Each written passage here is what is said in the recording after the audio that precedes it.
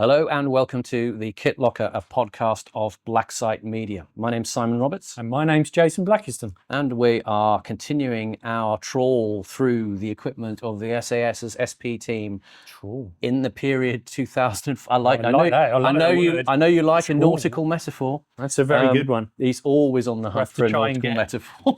Another metaphor into the next one. Oh dear. But anyway, what were you saying? So I was so rudely interrupted. Not at all. It's a pleasure to be rudely interrupted by you. Absolutely. I'm good at that. We're looking at the SAS's SP team equipment from 2004 to 2008. And this is going to be just a relatively brief video, I hope, on the weapons in typical use at the time. What do you see on the table before you? Well, certainly since the last time we put these weapons on the table from the previous period, I've noticed that there has been some changes, sort of noticeable changes, mainly in the MP5 that we have here. There seems to be a different sight, a different light, and a handguard. But I'll let you cover these bits. I see the shotgun has slightly changed. That's right. Yeah. Different front handguard on that, I do believe. Well, yeah. This is not in any particular chronological order, but I'm going to give it a chronological order now. So when we looked at the last period, which was roughly the mid-90s to about 2003, we saw that the MP5, the classic primary weapon, please note, I'm keeping my finger off the trigger, not pointing at anybody. Not pointing at my head as usual. It has this custom torch laser combination made by Laser Devices, who are a Californian company. Oh, I see. Yes, there's a little laser device attached there. You can see the difference between this and this. So this is again, this is in this sort of early part of this period. You know, roughly. I mean, this carries on from the late 90s into the early 2000s. Around, let's say 2004, 2005. This is ongoing usage for this. So the MP5 hasn't really changed much there. And then later on, around 2007, 2008, from some images we've seen, you have the MP5 a bit more tricked up, shall we say? It certainly looks tricked up. Yeah. So, I mean, what do you think about all this, Gubbins? There's quite a lot of it. There's quite a lot of it. And it's a lot heavier. Yeah. So, okay, tell me about the sight. Well, that's an EOTech red dot sight. This is something that becomes quite popular in this period. There are a number of companies, Aimpoint and others, who do red dot sights. It seems the one that the regiment chooses at this time is the EOTech 552, which is a sort of reasonably sort of chunky unit, and it goes on a different kind of mount from the old Stanag mount that we had before. That's a B square mount. That's actually an airsoft copy by Garda. But I didn't have an original B square to hand at the time of making this video. No doubt I will. You have your double mags here, as before in the HK double mag clip. And the thing you've got here, which is a bit more developed, is the front end furniture of the MP5. This is a custom handguard by Brugger and Tommit, who I think... I've heard of those guys. I assume like a Swiss company or a German company? Swiss or German, I'm not quite sure. And you've got the incorporation of Picatinny rails. Yeah, there seems to be more... It's kind of a strange hybrid between the old style of MP5 and the sort of modern emerging styles of weapons with rails for supporting. You could clip all sorts of stuff on there, couldn't you? Absolutely, and I frequently do. And in this case, we've got so we've got a handguard here. This is I think a Tango Down handguard. I've never heard of one of those. Which is clipped on the front end there, and you've got, interestingly here, a little laser and light combination. It's called a MOLAD. And this is developed by Laser Devices of California.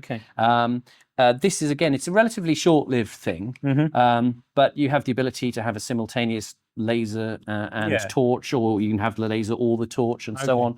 And you have your little remote switch there. I don't know about... Sorry, can I just stop you?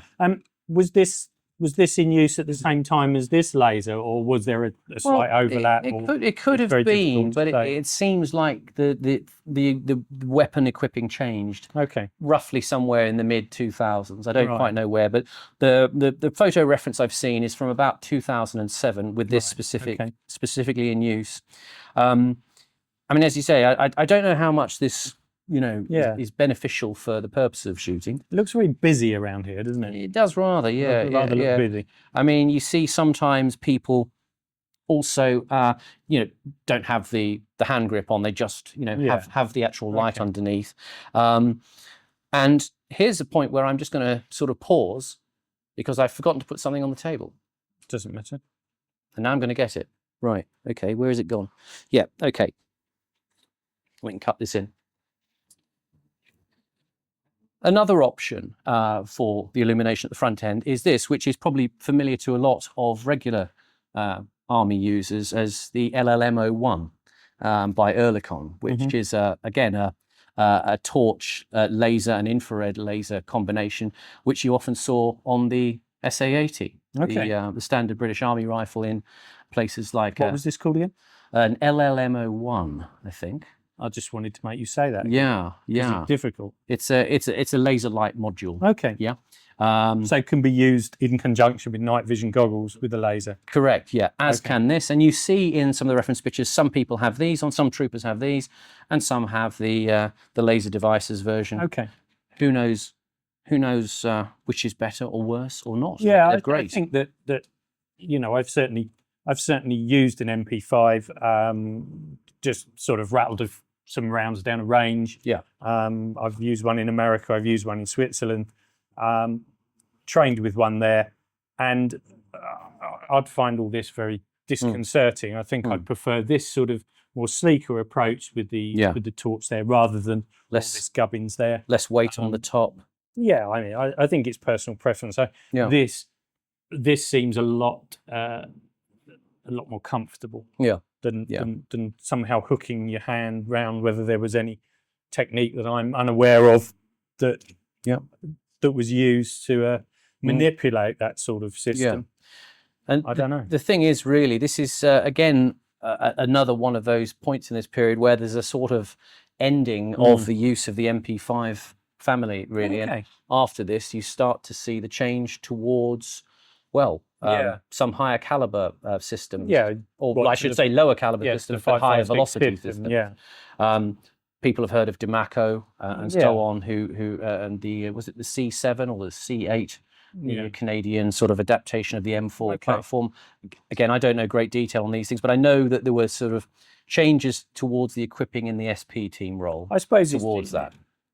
It's not really the weapon platform that would dictate the usage. It would be more the type of ammunition, because I think there was a lot of, at a certain time, there seemed to be a lot of advances in ammunition technology with frangibles and subsonics and different ammunition that could be used throughout the same platform, giving you lots of usage. Yes. Rather than having lots of different guns. But I'm only guessing that.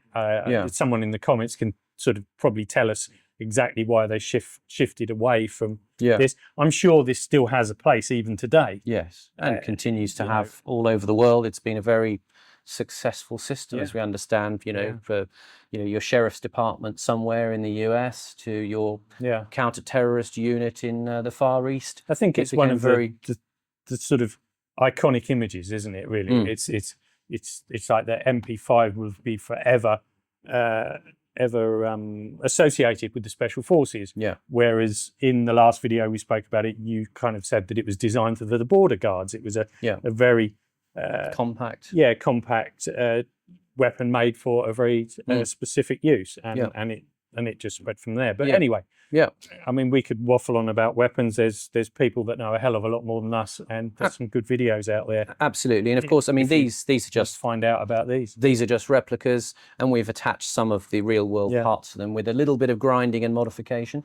There's a MP5K PDW there. Again, this is something we see in use at this time. This is available as an option for somebody who wants a light and compact weapon platform. And So again, you've got a little rail there. Yeah, a Picatinny rail attached to the front of that one. Okay. But less overloaded with target acquisition systems, lasers and lights and so on.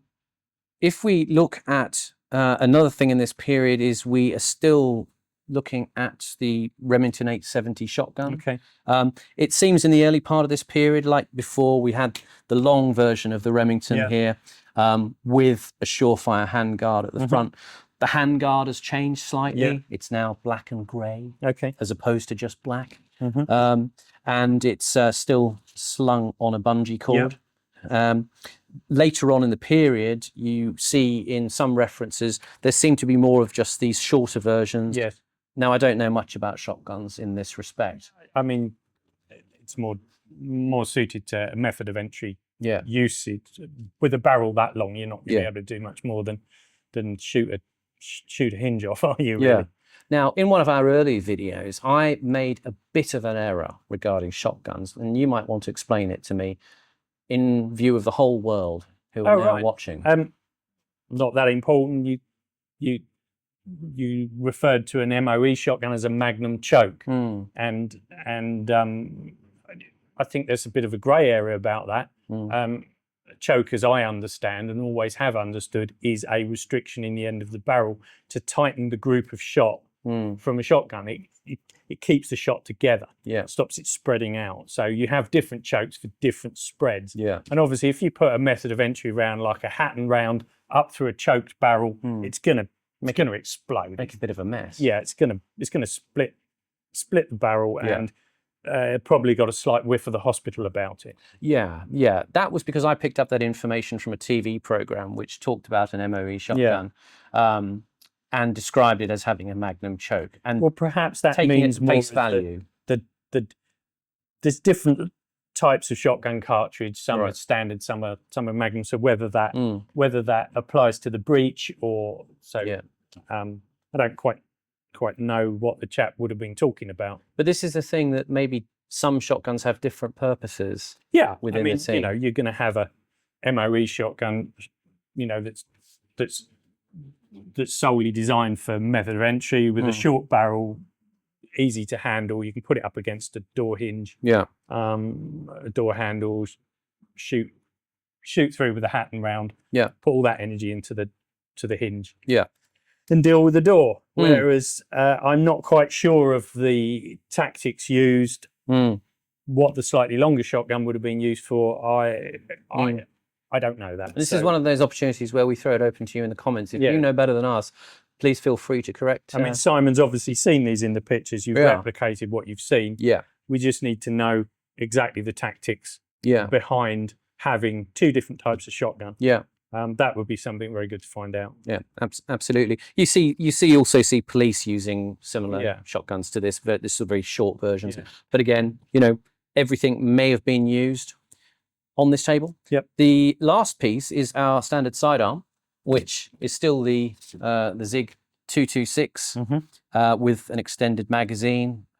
Standard magazines also would have been carried on belt kit in pouches and so on. Notably, again, Black Hawk makes the retention lanyard that you see in this period. Other than that, it's relatively unremarkable.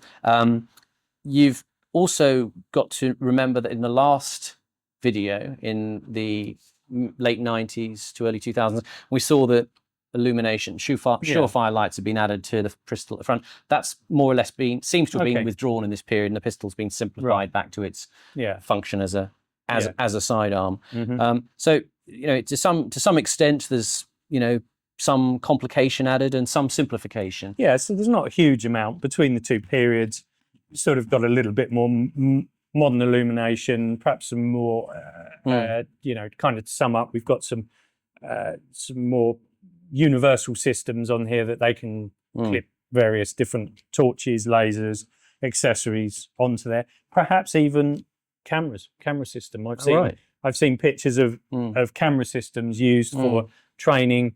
Clip a camera system on, you can see exactly where that. And you can review that footage. And then use it as a training tool.